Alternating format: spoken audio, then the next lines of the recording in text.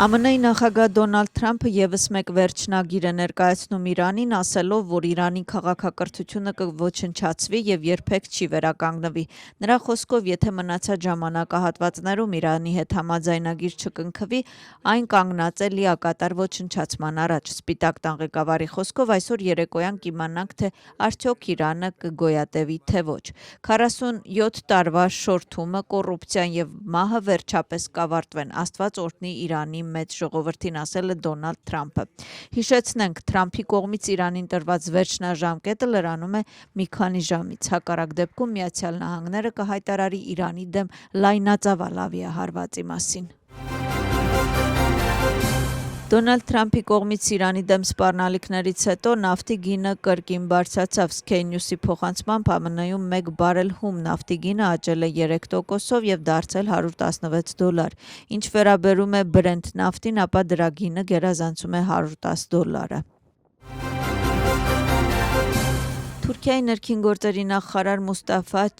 Չիֆթչին հայտարարում է, որ Ստամբուլում Իսրայելի հյուպատոսությունում տեղի ունեցած հարձակմանը մասնակցել է 3 մարդ։ Նա նաև ասում է, որ բախման ժամանակ թեթև վիրավորվել են 2 ոստիկան։ Մուստաֆան նաև պնդում է, որ հարձակվողները կապված են եղել կրոնը մանիպուլացնող կազմակերպությունների հետ եւ ունեն թմրանյութերի հետ կապված դատական գործերի պատմություն։ BBC-ի փոխանցմամբ Ստամբուլում Իսրայելի հյուպատոսության վրա կրակոցներից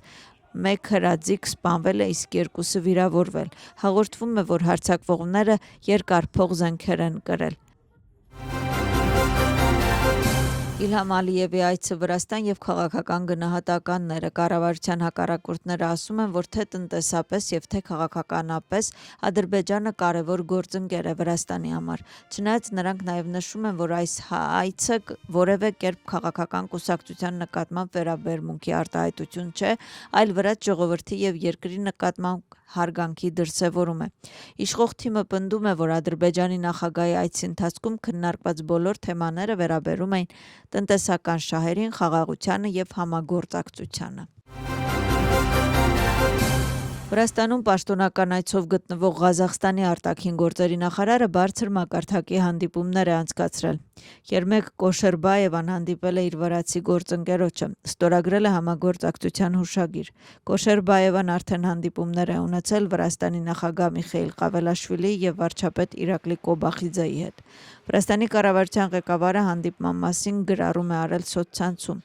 Կոբախիձեի խոսքով ևս մեկ անգամ հաստատվել է գործընկերության հետագա խորացման պատրաստակամությունը։ Նախագահի հետ հանդիպման ժամանակ կողմերը քննարկել են Վրաստանի եւ Ղազախստանի Հանրապետության միջև առկա բարեկամական եւ գործընկերային հարաբերությունները, ընդգծել են տարբեր ոլորտներում հաջող համագործակցությունը։ Արժույթի միջազգային հիմնադրամը ավարտել է Վրաստանում իր 2026 թվականի 4-րդ հոդվածի խորհրդարանական առաքելությունը։ Եզրափակիչ հայտարարության մեջ նաև քննարկվում են Վրաստանի 2026 թվականին սպասվող տնտեսական պարամետրերը եւ հիմնադրամի աճի կանխատեսումը թողնում է ամփոփ 5.3%, մինչդեռ Արժույթի միջազգային հիմնադրամի կանխատեսմամբ Վրաստանում գնաճը այս տարի կաճի մոտավորապես 5%։ Վրաստան նախատեսված այցը եւ վրաց-ամերիկյան հարաբերությունների ակտիվացման հնարավորությունը քաղաքական գնահատականների թեմա է։ Վրացական երազանքը պնդում է, որ սկսվել է ԱՄՆ-ի հետ հարաբերությունների վերագործարկման գործընթացը։ Որպես դրա ապացույց իշխող թիմի անդամները նշել են վերջերս Ամերիկա կատարած այցելությունը եւ վարչապետի եւ պետքարտուղարի միջև հեռախոսազրույցը։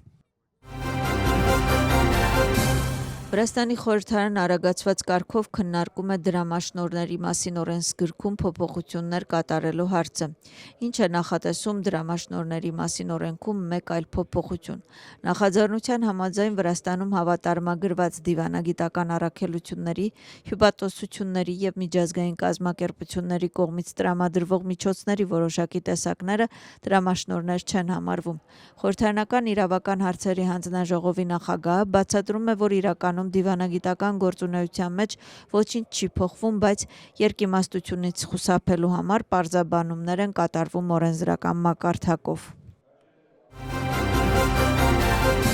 Ներքին գործերի նախարարությունը ձերբակալել է քրեական աշխարհի հետ կապված 44 անձի։ Այս տեղեկությունը նախարարությունում կայացած ճեպազրույցի ժամանակ տարածել է փոխնախարար Ալեքսանդրե Դարախվելիձեն։ Երկրով մեկ անցկացված ևս մեկ հաջող ոստիկանական գործողության արդյունքում ձերբակալվել է հանցավոր աշխարհի հետ կապված ընդհանուր առմամբ 44 անձ, իսկ 6 անձի մեղադրանք է առաջադրվել հեռակա կարգով։ Նրանցից մեկը այսպես կոչված օրենքով գող է, ով բնակվում է արտասահմանում։ Քննչական գործողությունների արդյունքում պարզվել է, որ քրեական հանցագործությունների մեջ մեղադրվող անձիկ կազմակերպում էին այսպես կոչված քրեական վեճեր եւ կայացնում այսպես կոչված քրեական որոշումներ։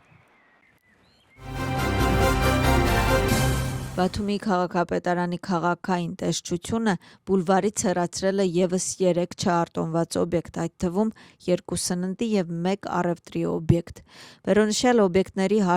վարձակալության ժամկետները լրացել էին։ Սննդի կետերը գտնվում էին բուլվարի կանաչ գոտում եւ վնասում էին տարածքի տեսքը, մինչդեռ մանրածախ առևտրի օբյեկտը գտնվում էր յախտ-ակումբի հարակից տարածքում։ Վերջին 1 ամսվա ընթացքում յախտ-ակումբի տարածքից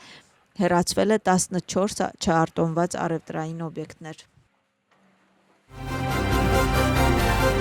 Ուղղափառ եկեղեցին այսօր նշում է ավետման տոնը։ Պատարագ է մատուցվել երկրում գործող բոլոր եկեղեցիներում։ Տոնական արարողությունը Սինեոնի եկեղեցում վարել է պատրիարքական աթոռի եպիսկոպոս Շիոն։ Եպիսկոպոսը շնորհավորել է ծխական համայնքին ավետման տոնի կապակցությամբ եւ պատարագից հետո քարոզով դիմել է ժողովրդին։